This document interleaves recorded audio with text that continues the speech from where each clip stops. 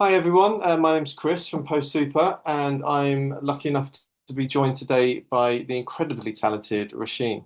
She's not only a finishing artist, flame artist, a VFX whiz, a technical workflow specialist.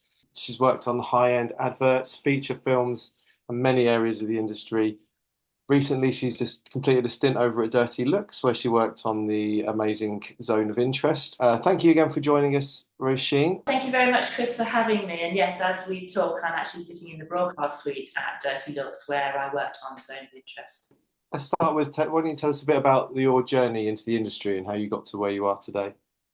Originally, I started on Quantel equipment, which was quite groundbreaking at the time. So I'm actually a flame VFX artist now, and I run a company of artists. And then there was no such thing as a VFX artist. We were known as Henry Ops or Hal Ops.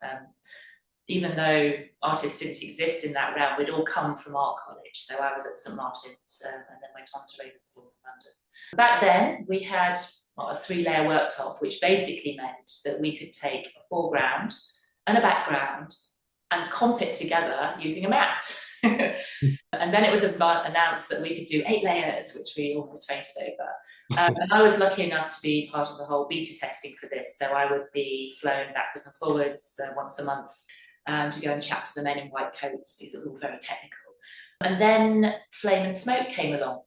I took my time getting there. I went out to Hong Kong. I worked with the likes of Ridley Scott, Industrial Light and Magic Asia Division, and John Woo.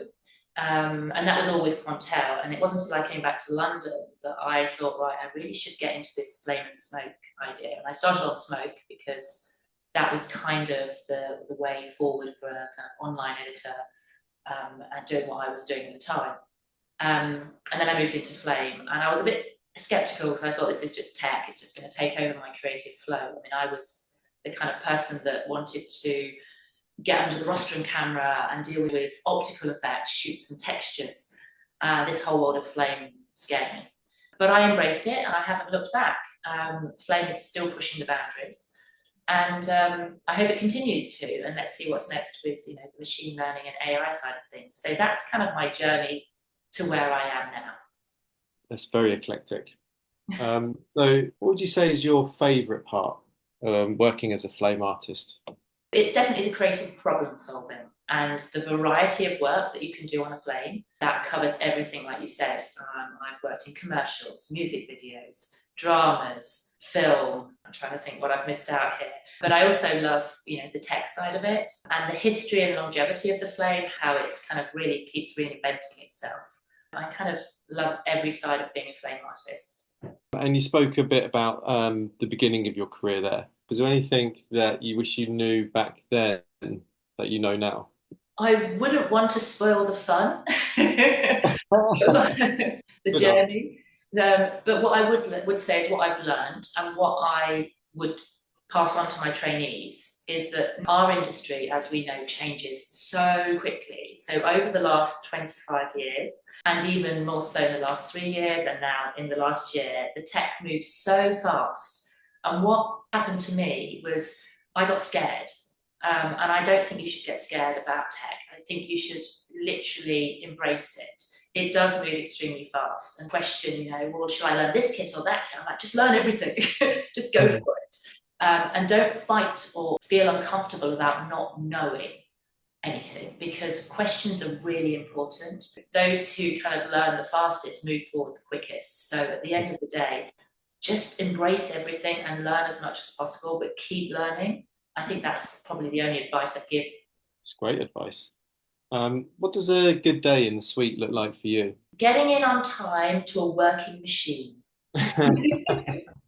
The amount of time, and you can agree with me on this, you get into a place, you're in on time, but the machine doesn't work and there's a lot of hanging around. So that's the start of not a good day. But then it can only get better, right? So I would say, what's a great day? Having a great creative to work on, the concept, having the time to be able to solve problems, hitting the deadlines, meeting the client and director's expectations, and ultimately getting on with everybody. It's 90% of the job is great people. Oh, and also good food. So I think you might have answered a little bit of this already, but what are the three things you can't live without? Food. Technical support, because you're guaranteed something's going to go wrong during the day or something's happened that you just can't put your finger on. And again, two heads are better than one. A reactive media support department. So, files come in, things aren't quite what you expect them to be, and it's reactive. So you're waiting for something and you just are like sitting there twiddling your thumbs and no one's actually getting back to you. So a reactive media support team and a calm producer or PPS. Basically, we're all a team, so the teammate players are the most important for me. Yeah. What's next for you? Have you got anything in the pipeline coming up? So, along with my post work, I'm going to continue to consult and direct, as in kind of like a brand director or a director of communications and marketing. My field's opened up massively now, so fashion and events are really coming into light now with the VFX and online side of things. It's quite amazing. Everything is because of social media. Everyone wants content, and it's really interesting. It's starting to work with companies that have never touched moving visuals content before, and working with them to get the best for them. Our world is getting smaller, so basically I'm trying to put a lot into connecting people, and that's where I'm interested in the event side of things as well. I'm just hoping that we're not all just going to end up behind screens talking to each other like this all the time, and that part of this event side of things, where we've got beautiful visuals and design and direction, will bring us more together. Oh, great. Oh, that sounds amazing. But what excites you where Post is going at the moment? It's a never-ending tale, isn't it? Yeah. I think one of my favourite sayings is, we are the creators of the future and the portrayers of the past. I think I hark back to Ready Player One, Spielberg's film. I mean, look where we are now. They will see us with our goggles on in a virtual world, talking to each other on screens. And nothing is impossible. It's all really exciting. So the future of Post, the future of what we're doing with AI as well, as long as we can control it in the sense that it gives us what we need to continue doing what we're doing, we should embrace it.